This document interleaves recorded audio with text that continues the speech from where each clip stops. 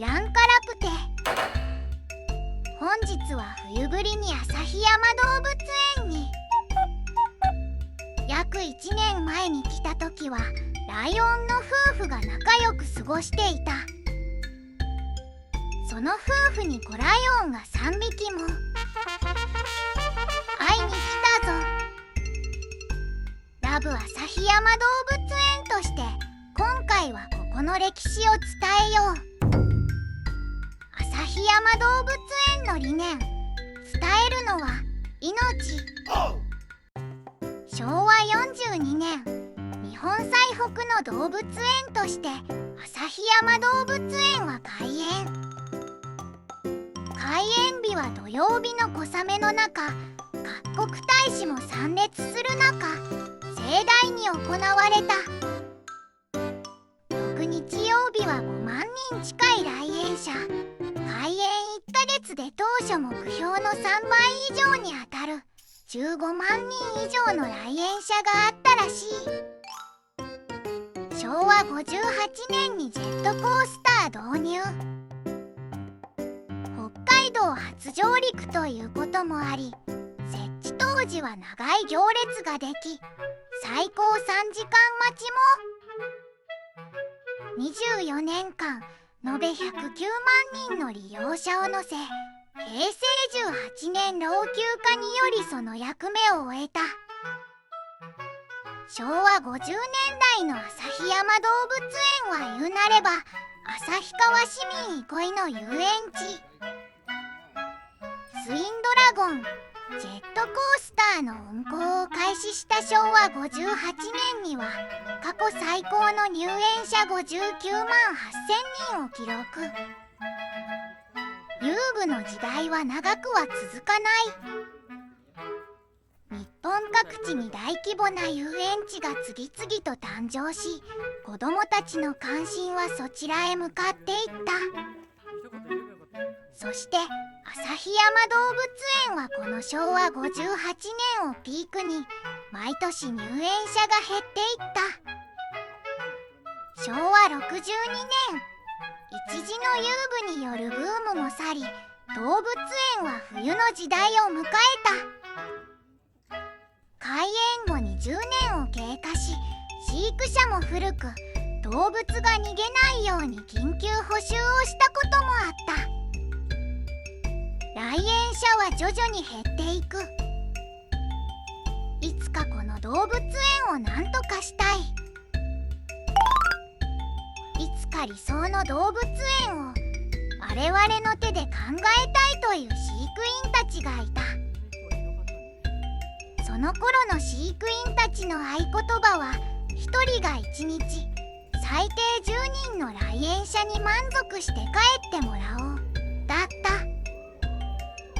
おっとおっとっと。一度旭山動物園の歴史の途中だけど、てんちゃんのとこに来たから興奮を伝える。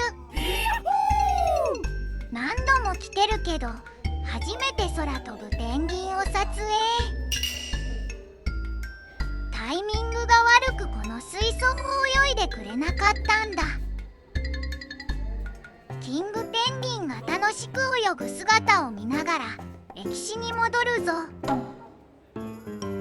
陰では旭山さんはよくやるね。そんな頑張っても入園者が増えるわけではないのにとか。職員のことを考えたら、うちの動物園じゃとてもお盆の期間中に夜の動物園なんてできませんよとか言われながら、市への予算要求も今年こそはと思っても門前払いどころか門にも入れてくれない状況が続き、何年も忍耐の時期が続いた。平成6年、エキノコックス騒動が起こった。来園者は一層減り、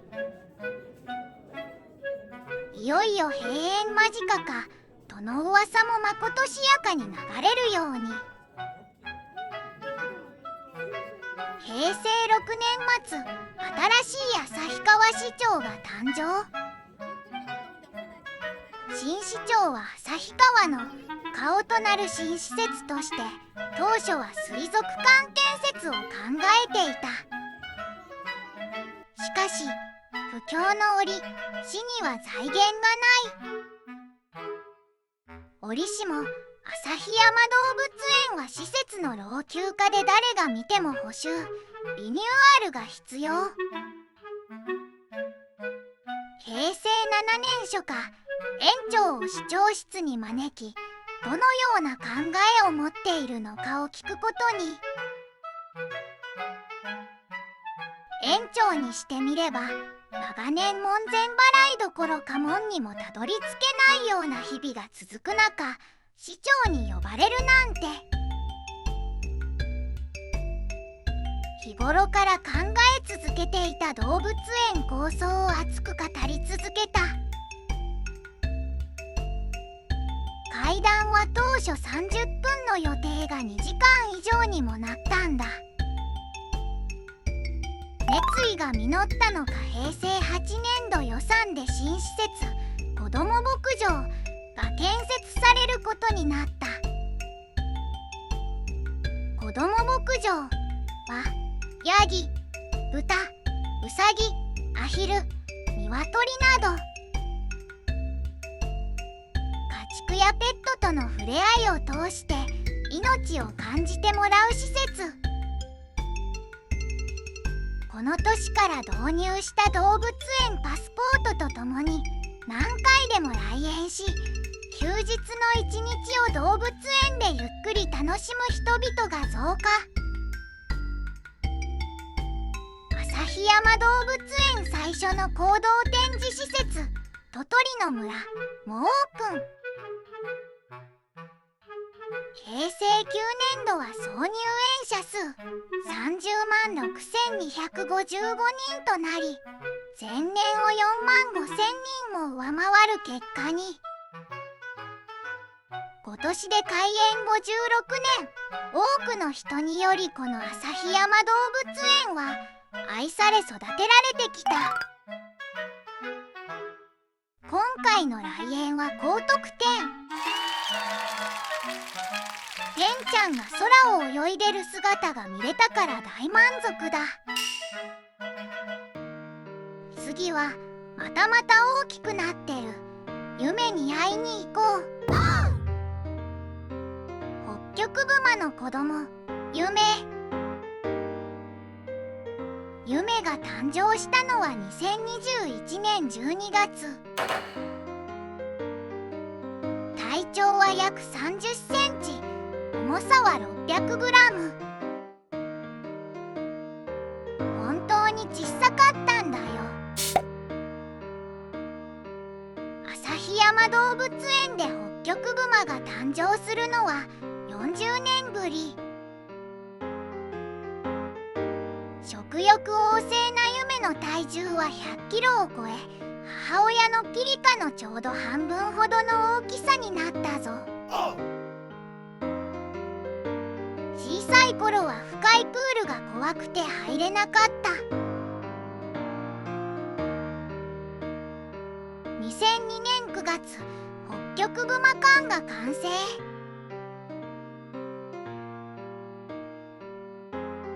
こんなにも大人気になったのは夢のおかげだね。赤ちゃんの時はもちろん可愛いけど、大きくなった今でもまだまだやんちゃ。去年の夏には氷のプレゼントをもらって、母親のキリカが割ってくれた。氷の中のフルーツを食べようと夢中だったんだ。そもそもホッキョクグマは地上最大の肉食動物。フルーツ食べるんだね。ホッキョクグマは陸生の動物。実際には生涯のほとんどを氷で覆われた海の上で過ごす。泳ぎが得意で何時間も氷の間を縫って泳ぐこともできるんだ。60km以上の距離を泳ぎ続けることも可能。一度出産したメスのホッキョクグマは次に妊娠するまで3年ほどの期間を要する。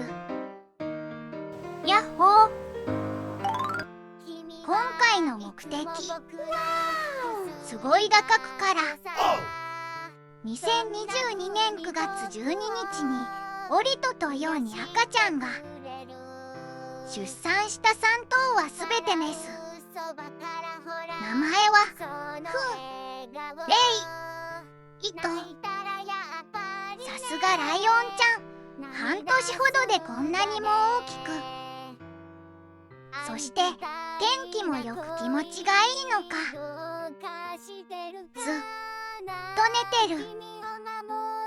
ライオンは猫科で唯一大人のオスと数頭のメス、そして子供たちで構成される。プライドという群れを作って暮らす動物。野生ではメスは一時プライドを離れ安全な巣穴で出産。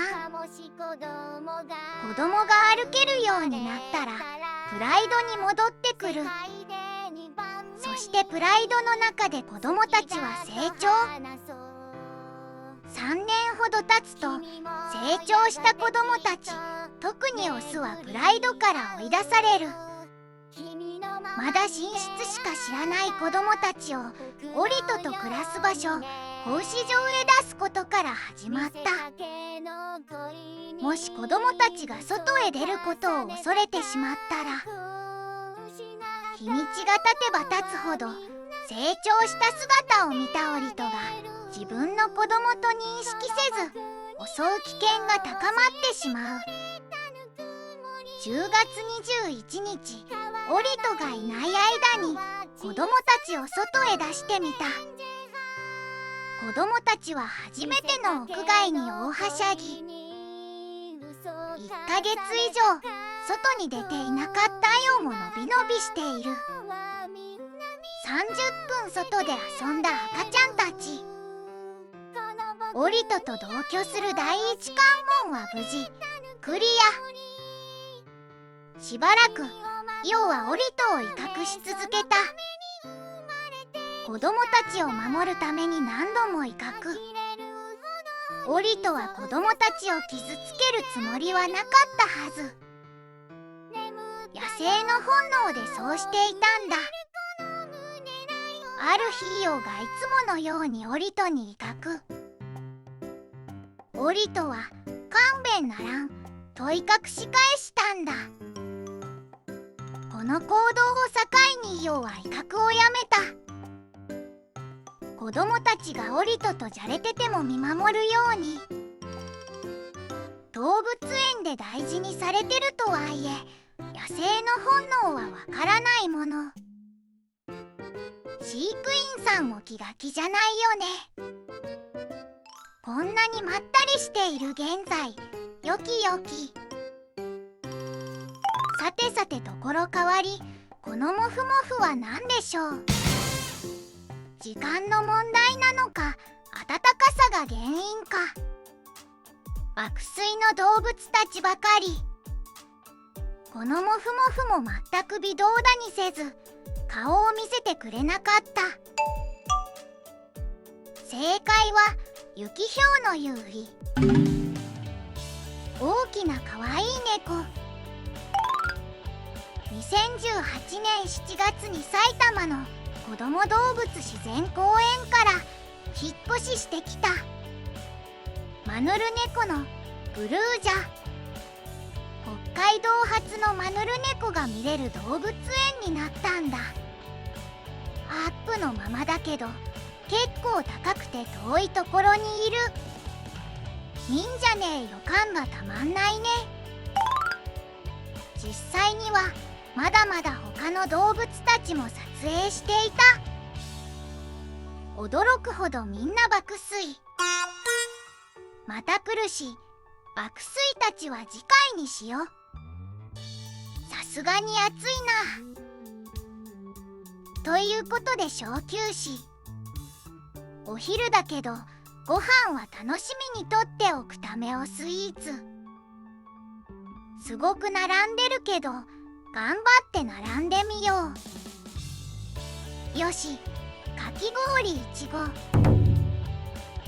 お湯100円、100円、お湯。赤ちゃんのミルクの場合無料。カップラーメンにお湯をくれっていう人が多いってこと。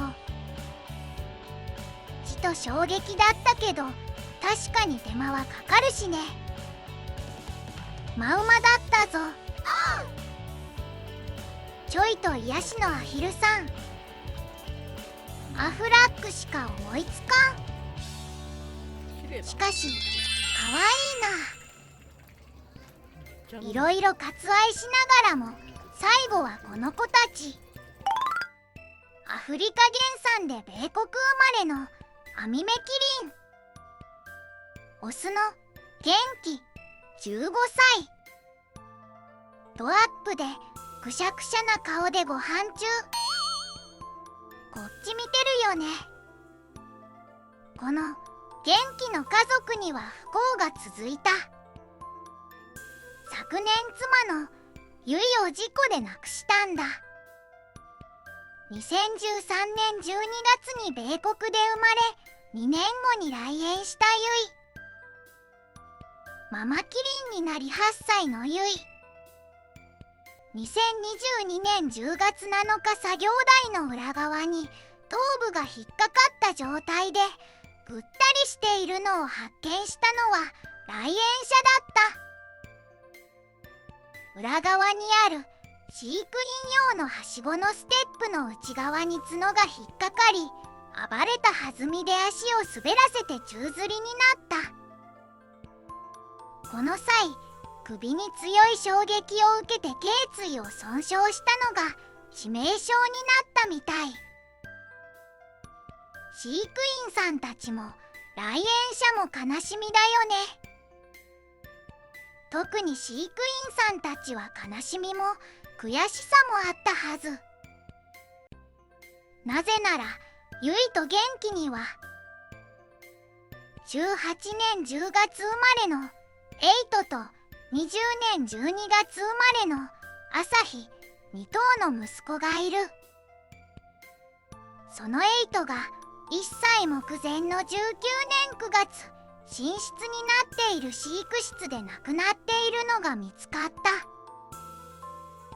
室内には金網の前に給餌器があり、給餌器と金網の間には約20センチの隙間があった。エイトは隙間に落ちた餌を食べようとして角が網の目に引っかかった。角を抜こうとして足を滑らせ、給餌器で首を強打して頸椎を脱臼したらしい。金網の目が荒かったのは病気や怪我の治療で薬剤を入れた吹き矢を金網越しに放つためだった。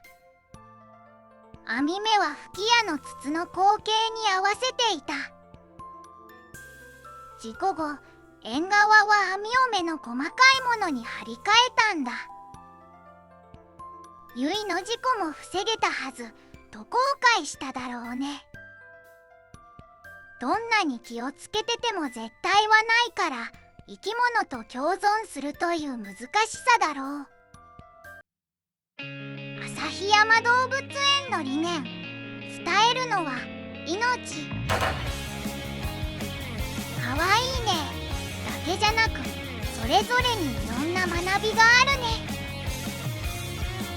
子供たちには衝撃は強い出来事でも現実にあることを学びにできたらいいね。赤キリンの元気、息子の朝日、元気いっぱいにエイトやユイの分も長生きしてほしいね。1年に1回は来ようと思う。動物それぞれに寿命は違うわけ。みんなの成長を見るのもいいもんだ。今ではこんなに観光客の多い旭山動物園。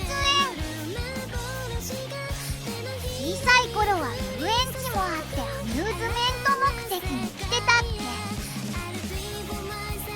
素晴らしい動物園に生まれ変わったよね。これからもどんどんいい施設を更新していく。近くの人もそうじゃない人も地元の動物園や施設に足を運ぼう。コロナもおとなしくなった今、外に出よう。今回も体力消耗したけど楽しかった。高評価、チャンネル登録よろしくね。